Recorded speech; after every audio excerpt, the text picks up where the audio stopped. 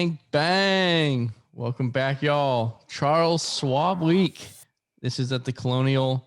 This tournament has a ton of history. The 75th time it's been played here. I think this is only the third time it's been called.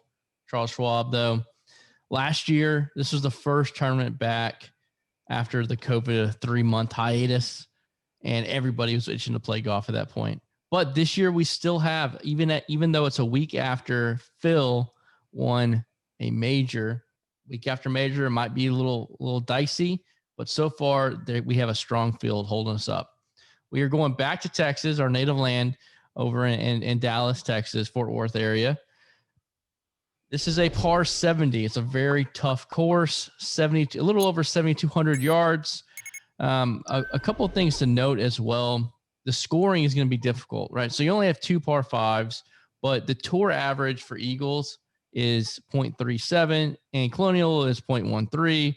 It's also less than tour average on birdies, and bogeys and doubles is right there on the tour average. So it's a very difficult course. It's a tree line course. It's not about hitting bombs. It's more about getting in the right spots around the green, and the greens is bent grass, very fast, stemp around a 12. So you got to factor that in as well. So it's less than the driver course. Doesn't mean you can't be not playing the bombers. And bent grass, I like to factor in some hard greens, and really looking at par 4s between 400 and 450 yards. If you want to check out some of the other metrics that we really like, go over to DFS Stats and check out our first look. Let's get into it. Let's start off at the top. We have been on a heater. Price has been making $10,000 to $20,000 every single week, it seems like, at least the last couple. So we are going to ride his hotness to another victory this week here. But let's start off at the top. We got Jordan Spieth, 11-2, all the way down to Berger at 10K, who won last year in a playoff, come from behind, then beat Kawa in the playoff. So, Price, you're the hot man. Lead us off on this top range. So, me personally, I'm going to fade the entire range. But if you said, hey, you have to pick one person, Spieth. I mean, he's destroyed this tournament. He's 4 top 10s in the last 5 years. Yes, he's 11-2, but I mean, everything would be tough for him not to pay off, because I'm not going to go back to Berger after what he did to me last week, even though it'd be prototypical Berger to shit the bed for me last week and win this week. And he did win last year in that loaded field. But I think Spieth, he checks all the boxes on what you want at this course. So if I had to pick one in this range, it'd be him. Dustin. If I had to take one, I'm probably going to go Kawa's 1A over Spieth. Obviously lost in the playoff.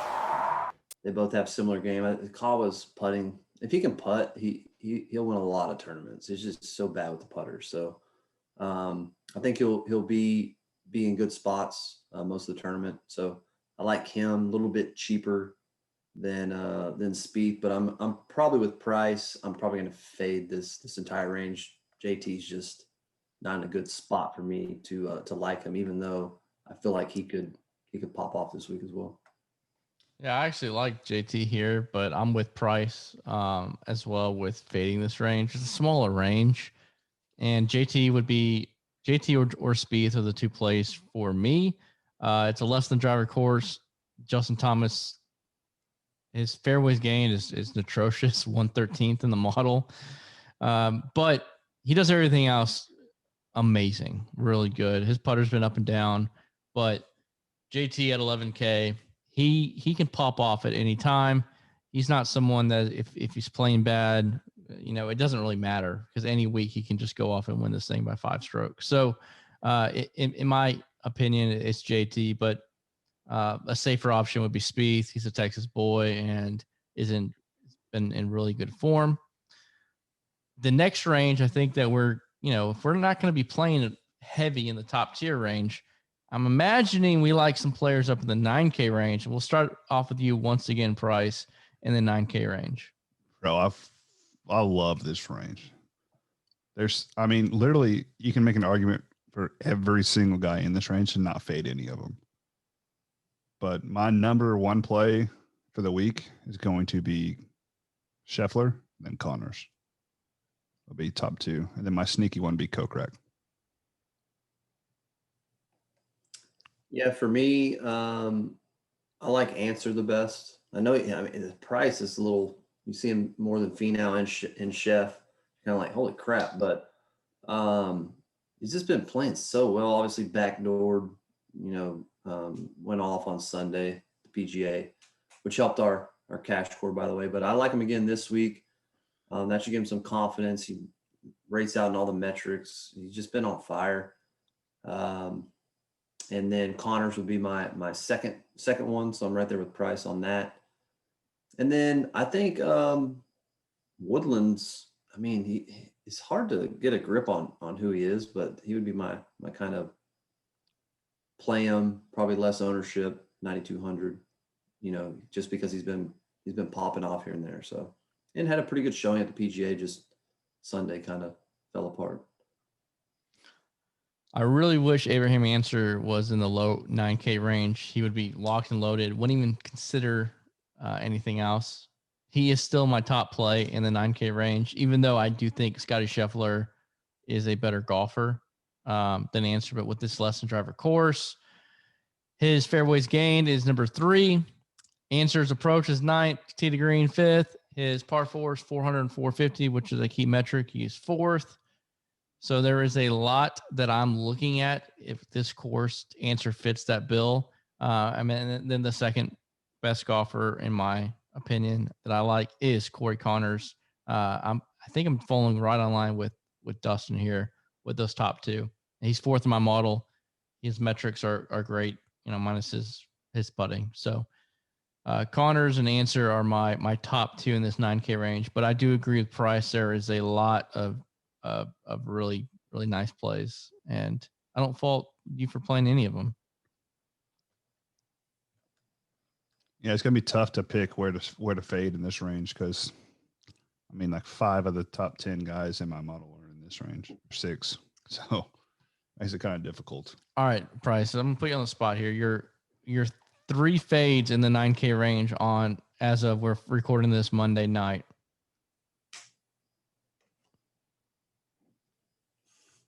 Sungjae, Woodland, and Zalatoris. Why Zalatoris? I don't think he's better than Finau, Scheffler, Connors, or Neiman at this course. I love it. All right, I think those are the top 4 in the range. Yeah. Personally. I'm not going to play Answer this week either. More out of spite than anything, but well, you should have played him last week. Maybe you had $1 million. I wouldn't because I had fucking Bryson and Berger. Yeah, Berger was the big mistake. He's at least somehow played well on Friday to make the cut for you, so you can't be that mad. Yeah, it just sucked because Scheffler's my favorite golfer on tour, and he was 200 less. And I just went Berger over Scheffler just because he rated out a little bit better. I hate seeing the golfers that I like to play, and I play a lot, especially in majors, and they did well. I didn't play them. Why? I'm on a bitch about. So I said fade John Rahm, and he bullshit shoots 4 under at fucking 8 a.m. on Sunday when there's no bad weather to backdoor top 10. That has to be like the 10th time he's done that shit in a major. Yeah. Just throws a tantrum on the golf course, smacks the boom mic on the tee box because he's pissed off, tells the reporter, I don't want to talk to you. I just played like shit, and storms off. Then comes out and shoots 4 under. Everybody else has to deal with bad weather and comes back to him. So he top 10s. Bullshit. All right. We're going to be in the 8K range now with your boy, Charlie Hoffman. Are you going back to him? He rates out pretty good. He does rate out good. I think Streels and Harmon are probably my 2 favorites. And then it's a toss-up between Hoffman and Horschel for me on the last spot, but I think they're pretty similar. But I do think Strudelman's probably the best play in this range. My three, Hoff Daddy. I'm on that bandwagon. Streelman, I agree. And well, I agree. I like Streelman. He's great. But my top three are Wallace and Tringali. Rounding out at 82 and 81. I think those three guys right there are all pretty solid. I don't think you can go wrong with any of them. They all rate out pretty well, all playing pretty good as of late. I know Tringali had a miscut not too long ago, but well, he shot like 14 over on a 5-hole stretch. Yeah. Well, let's forget about that. Look forward, right? And then you got Harmon. Obviously, has the course history, but I like those three the best for me. So I'm really stuck on. Well, first, I don't. Is Phil even going to play this week after win that major? I think he's going to withdraw, right? I saw him drinking like a beer. He posted a picture on Twitter, like. And the alternate to get in is EBR, who threw a tantrum and broke the tee box. Yes, that's true. But I'm really struggling to figure out. It's early, but so I have a couple days to think on it. But Kevin Na, he has great course history here. Yes, he missed the cut last year, but last year the tournament was in a different month. It was a weird. I think you can not factor in last year for tournament history, but the last 2 years before that, he got a first and a fourth. His game is not in the best spot, but he does rate out well in the couple metrics that I like fairways gain. He's 13th, par 4, 400, 450. He's 10th. He's putting is 18th. So the few metrics that I really care about, he rates out pretty well. Some of the other metrics, he's awful. Like approach is one of the best metrics every week. It is the best, the standard. He's 71. So he has a first and fourth here. So he has good tournament history. He sees the course well. He doesn't rate out the best in my model at all. Rates 49th, 8,400. I don't know. I'm trying to figure out what I want to do with him. But that's kind of where I'm looking at right now. I really want to play a couple of guys in the 9K range and then just pepper in an 8K guy. I think the 8K range will probably be dead for the most part, to be honest, because I think people are going to try and fit 3 9K guys in. And naturally, you can't play anyone at 8. You either drop down to the 7s to finish it. Yeah. So I think the most popular build will probably start Answer and Connors, or even Answer, Finau, Connors, and then drop down in the 7K range and just skip over everybody in the 8. Yeah, I think we all skipped over Finau for the most part as far as talking about him, but he obviously had that bad stretch, and then he had a 10th, and then a miscut, then at the 8th. So kind of don't know what you're going to get with him, but he's such an elite golfer at that price point. It's hard to not click him, but we'll see. Now the fun range is next. Dustin, lead us off in the 7K range. Grillo Pad, my favorite from this range. Rates out wonderful, playing golf, is in good form. Ranks first in 400 to 450, 6th in approach, 6th in opportunities gained. So those are 3 big metrics right there that he rates out really well in the last 24 rounds played. So at 7,900, he'll probably be in all of my lineups, especially my cash. I just think he's in a good spot to do good things. Obviously, like Chris Kirk, been on him a lot. Price and me had a little side bet going on. He tried to pick my lineup, and he got 4 of 6. So he knows me pretty well, and the golfers I like. Kirk rates out really well as well. He's actually tied with Grillo for first in that 400 to 450 mark. 7th, 125, 150, and pretty steady in everything else. So rates out top 10 at 7,600. Those would be my 2 favorite from this range. I think anytime Sabatini, I have a soft spot for him. Me and Price have been playing him for years. 7,100. That's a good price. And this course to me sticks out as something he could. Of course, he could play well, but his stats are horrible. Honestly, his stats are horrible. His tournament history is the one redeeming quality. He has a 14th, a 6th, and the 20th. The last 3 years, he's top 20th. And at 7,100, you are going to get holes in players' games, but I would rather go Vegas with the way his form is. And another good player is Doug Gim. His tournament history, he missed the last 2 cuts here playing here, but he's sticking out in my model. He's 11th in my ranking, which is far and above a lot of players in this lower 7K range. And so Gim is, I think, who I'm looking at this because I need a player in this lower 7K range, and that's who I'm targeting. Doug. Crush Price's soul on Sunday a while back. Yeah, I don't think I can get there on Gimme this week. I think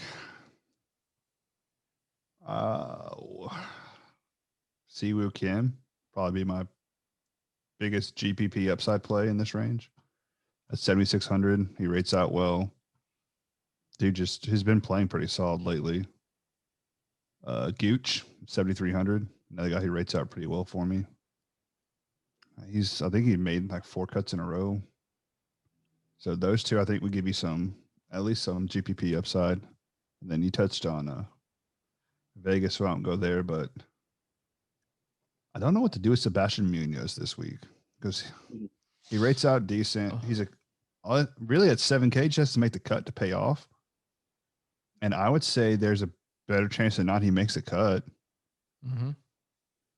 So I think that could be a nice little play. And I mean, he had a stretch where he topped 25 like every week for like 3 months. Yeah. So if he could find that form at this course at 7K, that's huge value. He's so up and down. It's just tough. Like if you're playing, an expensive single entry contest, it's just hard to click his name. Personally, that's tough. Yeah, I mean, there's a lot of intriguing plays in this 7K range. You got Surge sitting there. Brandon Grace has been playing pretty good. Kuchar, besides this last week, had found some pretty good form. Higgs just what do you get? Top fourth. So Finished fourth, so he got into the Masters. Yeah, somebody like that who popped off at a very tough course, maybe carries some momentum in there. So I think this is an intriguing range. This kind of be where, especially in your GPPs, it'll make or break you. I do like Doc Redman a lot as well. He rates out well. He's really good at finding the fairways. And the thing with him is usually his short game and around the green sucks. But with most of your approach shots between 100 and 150, I think that kind of negates it a little bit. All right, let's get into the 6K range. One guy that we were talking on before we went on air, Brian Stewart. He's first in fairways gained. A couple of the other metrics that we are rating out for this course. He's doing good. I like him at 6,700. What do you think about that price? And is that a big mistake? I think it's between like him or Hoagie or Richie. I like the three Hoagie guys. rates out really well. Minus, obviously his putting is. Whew. I know. We rage about that using him in Showdown all the time. Yep. But I think those three are pretty solid altogether. Yeah, the thing with Hoagie is he's so temperamental. I mean, it's like he's either going to top 20 or he's going to miss the cut. There's really no in between with him. And so that's kind of what you worry about. But GPP upside there for a guy that's 6,800 and has proven he can, top 10, top 15, top 20 when he's making the cut. I mean, that's pretty good upside for a guy that's at that price point. Varinsky pops out a little bit for me too. So, this range is all about figuring out a guy that can make the cut and, not not kill you in your lineup. So a lot of guys down here, obviously the biggest range. So a little more research to be done throughout the week, kind of figure out who you like.